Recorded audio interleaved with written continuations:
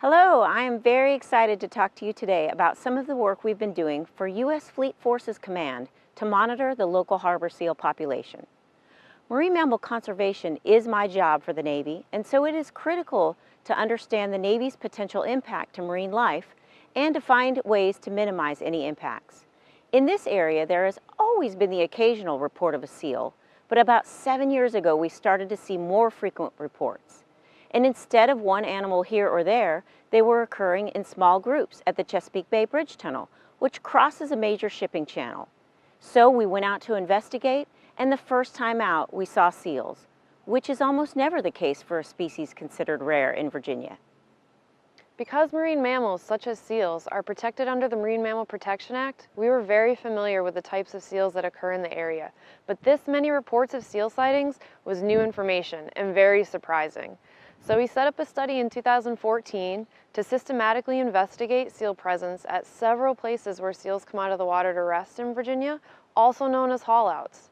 We worked with local researchers and seal experts in New England to develop a protocol for our monitoring project, and we've been conducting haulout surveys in Virginia for almost 6 years now.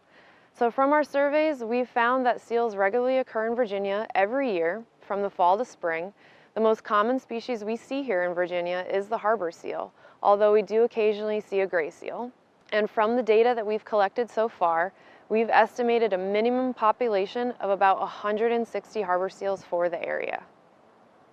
To learn even more about how the seals were using the habitat when in Virginia and where the seals migrated to after they left the area in spring, we decided to conduct a satellite tagging study.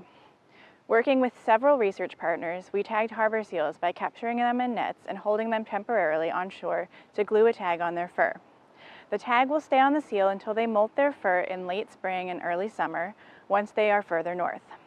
During the capture, we take data like weight and size, and we also collect biological samples to help research partners determine the health of the seals throughout the Mid-Atlantic. So far, we have tagged 9 harbor seals and have plans to continue tagging next fall. All of our survey and tagging work is done under NOAA research permits. The latest addition to this project is the use of remote or trap cameras that take time-lapse photos of the areas where the seals haul out. This is really a cost-effective way to gather data, and it will give us a lot of detail on how often they haul out versus when they're in the water. And in the water is where they're most likely to be exposed to Navy activities. Stewie, do you know why this is important to the Navy?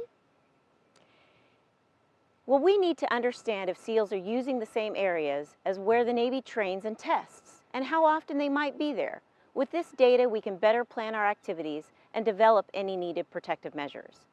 To learn more about this or other Navy monitoring projects, check out the U.S. Navy Marine Species Monitoring webpage. And for other great videos, check us out on U.S. Navy Stewards of the Sea Facebook page. And be sure to like our page.